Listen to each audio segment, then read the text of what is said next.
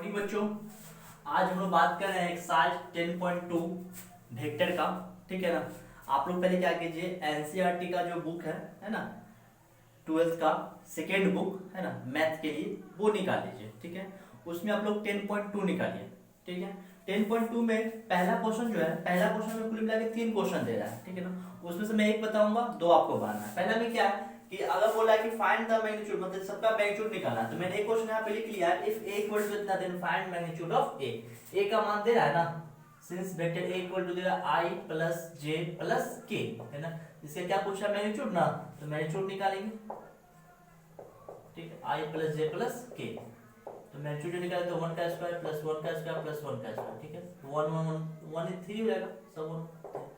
अच्छा, एक बात मैं पहले आपको बता दूं, इस चैप्टर को बनाने से पहले मैंने वेक्टर अलजेब्रा का है ना एक अलग से वीडियो बना रखा है। उसमें मैंने सब कुछ 10.2 से संबंधित जितना भी थ्योरी है ना, वो सब मैंने उसमें बता रखा है। तो पहले आप लोग क्या करेंगे, वो उस वीडियो को जाकर देख लेंगे, जिसका लिंक जो है मैं डिस्क्रिप्शन बॉक्स में डाल दूंगा। ठीक है, पहले वो देख लेंगे फिर इसको बनाइएगा, ज्यादा समझ में आएगा। ठीक है, चलिए, तो पहला हो गया। फिर दूसरा में क्या बोला है, write two different vectors having same magnitude. ठीक है ना, बोला है कि डिफरेंट वेक्टर लेके इसका मैग्नीट्यूड क्या होना चाहिए, सेम होना चाहिए। तो मैग्नीट्यूड से मतलब क्या, जैसे आई जे क्या होता है ना, तो आई होता है एक्स एक्स पे, वाई जे होता है वाई एक्स पे, के क्या होता है जेड एक्सिस पे। तो यहाँ पे मैं आई ले लेता हूँ, जे ले लेता हूँ। कोई बोले नहीं सर आप जे के लिए भी तो ले सकते हो, बिल्कुल ले सकते हैं। कोई बोले नहीं सर आप जो 2i ले लो, मैग्नीट्यूड सेम रखना है ना, 2i और 3 के लो, ये भी ले सकते हो, सब डिफरेंट है 2 के, सॉरी मैग्नीट्यूड सब क्या आएगा, सेम आएगा। फिर क्या बोला, write two different vectors having same direction. Direction क्या होना चाहिए, सेम होना चाहिए, आई आई जे जे या के कुछ भी ले लीजिए। इसका आंसर हो जाएगा 3i, मान लीजिए 2i, है ना। या कोई बोलेगा नहीं सर जे है ना माइनस 3j, कुछ भी ले सकते हैं, मतलब डायरेक्शन क्या रखना है, सेम रखना है, j माइनस कुछ भी लीजिए 80 से। इसका और भी आंसर हो सकता है। फिर क्या, find the value of x and y if 2i plus 3j and xi plus yj are equal। बोला जब दोनों इक्वल है ना, दिया हुआ है given 2i plus 3j equal to xi plus yj, दोनों क्या इक्वल है। तो बोला x और y का मान बताइए क्या हुआ। ठीक है, दो वेक्टर इक्वल होता है जब उसका कंपोनेंट क्या होता है, इक्वल होता है, मतलब स्केलर कंपोनेंट और वेक्टर कंपोनेंट दोनों क्या होना चाहिए, इक्वल होना चाहिए। तो इसीलिए यहाँ से x का वैल्यू हो जाएगा 2 और y का वैल्यू कितना आएगा 3। अब देखिए क्या बोला, find the scalar and vector component of vectors which initial point इतना एंड टर्मिनल पॉइंट इतना। बोला है कि उस सदिश का वेक्टर कंपोनेंट और स्केलर कंपोनेंट बताइए जो स्टार्टिंग कहां से होता है 2 1 से और अंत कहां पे करता है -5 7 पे। तो पहले मैं एक छोटा सा फिगर बना लूंगा इसके लिए, जैसे मान लीजिए ई पॉइंट ए ले लीजिए, ई पॉइंट बी ले लीजिए। स्टार्ट हो रहा है ए से और जा रहा है बी की तरफ। ए का पॉइंट है 2 1, बी का कितना है -5 7। इसको इससे, ठीक है, वेक्टर के फॉर्म में लिखिए, वेक्टर ओ लिखिएगा 2i प्लस j, फिर ओ भी लिखिएगा -5i प्लस 7j। हो गया। अब ए बी का वैल्यू निकाल लीजिए, तो वेक्टर ए बी निकालेंगे पोजीशन वेक्टर, तो मैंने बता रखा था पहले से ओ बी माइनस ओ ए होगा। तो ओ बी का मान कितना है -5i प्लस 7j, ठीक है, और -2i प्लस j ना, चलिए तो -2i होगा, तो -5 -2 -7 हो जाएगा, 7 माइनस j ना, 7 माइनस कितना होगा +6j।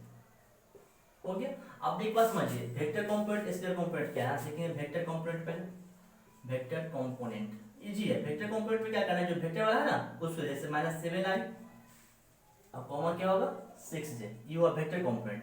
अगर स्केलर कंपोनेंट की हम बात करते हैं है ना, तो उसमें i j को हटा दीजिए, i j के जोड़े उसको हटा, तो यहाँ पे क्या बचेगा, क्या -7, यहाँ पे क्या बचेगा 6। फिर देखिए क्वेश्चन नंबर 9, उसका क्या है 5 6 7 8 सब आपको बनाना है। ठीक है ना, मैं एक ही बार 9 बताता हूँ। ठीक है, 9 नंबर बनाइएगा, बन जाएगा। ठीक है, देखिए बोला इफ a इक्वल टू इतना एंड b इक्वल टू इतना then find unit vectors in the direction of a plus b, मतलब a प्लस b के डायरेक्शन में क्या निकालना है, यूनिट वेक्टर। तो पहले हम क्या करते हैं, a प्लस b का मान निकालते हैं, vector a plus b। Vector a का मान कितना है 2i minus j plus 2k, अब प्लस b का वैल्यू कितना है -i plus j minus k, सबका वैल्यू जोड़ दीजिए।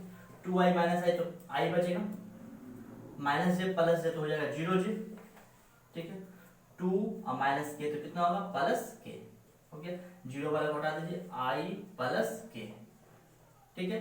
अब क्या करेंगे, इसका यूनिट वेक्टर निकालना है। तो यूनिट वेक्टर निकालने के लिए पहले हम उसका मॉड निकाल लेते हैं, vector a plus vector b। तो कितना हो जाएगा i plus K, vector i plus vector k। तो 1 का स्क्वायर प्लस 1 का स्क्वायर रूट ओवर 2। अब यूनिट वेक्टर निकालेंगे, unit vector in the direction of vector a plus vector b equal to vector a plus vector b बटे magnitude of vector a plus vector b। चलिए a plus b का मान कितना मैंने निकाला, i plus K, vector i plus vector k। इसका magnitude निकाला √2, इसको अलग कर सकते हैं 1/√2i प्लस 1/√2, ठीक है। जल्दी से आप लोग पहले इसको नोट कीजिए। देखिए बात करते हैं क्वेश्चन नंबर 10 पे। क्वेश्चन नंबर 10 में बोल रहा है कि find A vector in the direction of vectors 5i - j + 2k which has magnitude 8 units. बोला है वह सदिश ज्ञात कीजिए जो इस सदिश के दिशा में यूनिट वेक्टर है जिसका मात्रा कितना है 8 इकाई, मतलब इससे कितना गुना होना चाहिए 8 गुना होना चाहिए। तो पहले हम क्या करते हैं, इसका यूनिट वेक्टर निकालते हैं, मतलब इसका एक इकाई निकालते हैं, फिर उसको 8 से क्या कर देंगे मल्टीप्लाई कर देंगे, उसका 8 गुना हो जाएगा। तो पहले इसको मान लीजिए let vector a equal to कुछ मान सकते हैं 5i - j + 2k। फिर इसका मैग्नीट्यूड निकालिए, तो निकालेंगे 5 का स्क्वायर 25 माइनस का स्क्वायर प्लस 1 हो जाएगा, फिर +2 का स्क्वायर 4, तो 25 29 है 30 हो गया। पहले हम निकालते हैं इसका unit vector of vector a यानी कि a कैप, तो होगा वेक्टर a बटे magnitude vector a। Vector a का मान कितना है 5i - j + 2k और मैग्नीट्यूड ऑफ a कितना है √30, ठीक है ना। अब हमसे तो ये नहीं पूछा, हमसे पूछा क्या है कि 8 यूनिट होना चाहिए, तो रिक्वायर्ड लिखिए, निकालेंगे यहाँ पे रिक्वायर्ड यूनिट वेक्टर, ठीक है ना। तो 8 यूनिट बोला ना, तो 8 × 5i - j + 2k अब √30, ओके। अब देखिए बोला सो दैट वेक्टर्स इतना इतना क्या है कोलिनियर। देखिए कोलिनियर का बात मैं बता दूं आप लोग को, कोलिनियर वेक्टर कहते किसको है, तो वह सदिश है ना जो आपस में क्या हो समानांतर हो, है ना, चाहे उसका दिशा कुछ भी हो, जो सदिश आपस में समानांतर हो, जैसे मान लीजिए ऐसे ऐसे है ना, इधर a है इधर b है इधर c है ना, आपस में सब क्या है समानांतर है ना। तो जो सदिश आपस में समानांतर होता है ना, चाहे डायरेक्शन कुछ भी है उससे मतलब नहीं है ना, तो उससे हम लोग क्या बोलते हैं कोलिनियर वेक्टर। क्या बोलते हैं कोलिनियर वेक्टर। तो आपको साबित क्या करना है समानांतर। समानांतर साबित करने के लिए क्या करना है आपको, vector a equal to scalar, जैसे दो वेक्टर है स्केलर इंटू वेक्टर b। अगर ऐसा हो रहा है ना, अगर vector a equal to scalar into vector b है, तो ऐसे कंडीशन में क्या होता है vector a parallel vector b। अगर vector a parallel vector b है तो vector a and vector b are collinear. तो आपको प्रूफ क्या करना है, a बराबर स्केलर इंटू b। इसको एक को a एक को b मान लेते, किसी को कुछ मान लीजिए, चलिए इसको मान लेते हैं a कितना है 2i - 3j + 4k है ना, और b कितना हो जाएगा vector b -4i + 6j - 8k, ठीक है। अब देखिए यहाँ पे b से 2 कॉमन हो रहा है ना, चलिए ले लीजिए। Now vector b equal to -4i + 6j - 8k। यहाँ से हम क्या करते हैं -2 कॉमन ले लेते हैं, यहाँ 2i - 3j + 4k, माइनस मैंने कॉमन लिया, तो यहाँ पे क्या आ गया -2 इंटू ये a के बराबर है ना into a vector b equal to, तो यहाँ से क्या हो गया वेक्टर b इक्वल टू ये स्केलर है ना scalar into vector a, so vector a parallel vector b imply that लिखिए है ना, सो vector a and vector b are collinear vector, हो गया। अब देखिए क्वेश्चन नंबर 14 जो है वो काफी इंपॉर्टेंट है। 14 नंबर बोला क्या है कि so that vector i + j + k is equally inclined to the axes ox oy and oz। बोले ये जो वेक्टर है ना, वेक्टर जो है वो नियामक अक्षों के साथ है ना, मतलब x x y x और z x के साथ समान कोण पर झुका हुआ है। इससे पहले एक छोटा सा पहले फिगर बना लेता हूं, छोटा सा पहले फिगर में बना लेता हूं है इजी, थोड़ा सा ध्यान देना। देखिए इस मैंने ऐसा मैंने फिगर बना लिया, ये हो गया x, ये हो गया आपका y, ये आपका हो गया z, है ना। मान लीजिए पोजीशन वेक्टर o, यहाँ पे ले लेता हूँ मैं p, इसका दे रहा i plus j plus k। ये जो है नियामक अक्षों के साथ झुका हुआ है ना। ये मान लीजिए अल्फा कोण पे झुका हुआ है x अक्ष के साथ, y अक्ष के साथ बीटा कोण पे झुका हुआ है और z अक्ष के साथ गामा कोण पे झुका हुआ है, यही ना है। अब देखिए यहाँ पे कर let vector OP equal to, है ना, i plus j plus k, ठीक है। अब आपको प्रूफ क्या करना है ना, यहाँ पे ये भी लिख दीजिए, माना वेक्टर OP OX या नियामक क्या लिखे ना, नियामक अक्षों के, है ना, साथ क्रमशः अल्फा बीटा तथा गामा कोण बनाती है, ठीक है। तो we need to prove that, ठीक है। यहाँ पे let and vector OP makes angle alpha beta and gamma with coordinate, ठीक है ना, विथ कोऑर्डिनेट लिख लीजिएगा। We need to prove that alpha equal to beta equal to gamma, ये हमको प्रूव करना है। चलिए तो पहले हमसे क्या करते हैं, यूनिट वेक्टर निकालते हैं। यूनिट वेक्टर निकालेंगे तो रूट ओवर 1 का स्क्वायर प्लस 1 का स्क्वायर प्लस 1 का स्क्वायर, तो कितना रूट ओवर 3। अब इसका यूनिट वेक्टर निकालते हैं, unit vector of vector OP, बहुत ईजी है। तो क्या होगा, वेक्टर OP बटे में मैग्नीट्यूड ऑफ वेक्टर OP, ये होगा i plus j plus k, ठीक है। OP का मान कितना √3, अलग करेंगे 1/√3 i plus 1/√3 j plus 1/√3 k, कोई दिक्कत। अब देखिए DCS ऑफ वेक्टर OP, ये क्या होगा 1/√3 1/√3 1/√3 हो गया। तो यहाँ से क्या हुआ DCS, मैंने बताया था कि cos अल्फा होता है, अगर नहीं पता तो याद रखिए DCS क्या होता है, cos alpha cos beta cos gamma, है। तो cos alpha cos beta cos gamma equal to क्या हो गया 1/√3 1/√3 1/√3। यहाँ से cos alpha equal to 1/3, cos beta equal to 1/3, cos gamma equal to 1/3, तीनों 1/3 के equal to cos alpha equal to 1/3, cos beta equal to 1/3, cos gamma equal to 1/3। तो सब तो 1/3 है ना, तीनों आपस में इक्वल होगा। तो cos alpha equal to cos beta equal to cos gamma, तीनों इक्वल है, तो so alpha equal to beta equal to gamma. जल्दी से इसको नोट कीजिए। चलिए अब हम लोग बात करते हैं 15 नंबर क्वेश्चन में। 15 में क्या बोला है कि find the position vector of A point R which divides the line joining two points P and Q whose position vector इतना एंड इतना respectively in the ratio of 2:1, ठीक है। बोला है कि अगर कोई बिंदु ऐसे मान लीजिए, आप लोगों ने पढ़ा है क्लास 10th में पढ़ा है, 11th में पढ़ा है, A है B है, इसका पोजीशन वेक्टर A, इसका पोजीशन वेक्टर B है। मान लीजिए कोई पॉइंट R है, इसको जो है ना m/n में डिवाइड कर रहा है, तो बोलेगा R का कोऑर्डिनेट क्या, मतलब सॉरी कोऑर्डिनेट यहाँ पे पोजीशन वेक्टर पूछ रहा है, तो R का पोजीशन वेक्टर पूछता है, तो मैंने बताया था इसके साथ, यानी m vector B plus n vector A अब बट्टे में m प्लस n। ये होता है इंटरनली, क्या होता है इंटरनली। अगर एक्सटर्नली की बात करेगा तो यहाँ पे होगा mb माइनस na बट्टे में m माइनस n, ये फॉर्मूला याद रखना है, इसी पे बनेगा क्वेश्चन, ठीक है। तो पहले हम बात करते हैं a और b, पहले मान लेते हैं। सबसे पहले लेट कर लीजिए, पहले let vector a equal to पहला वाले को a मान लीजिए i plus 2j minus k, और वेक्टर b इक्वल टू मान लीजिए minus i plus j plus k, ठीक है।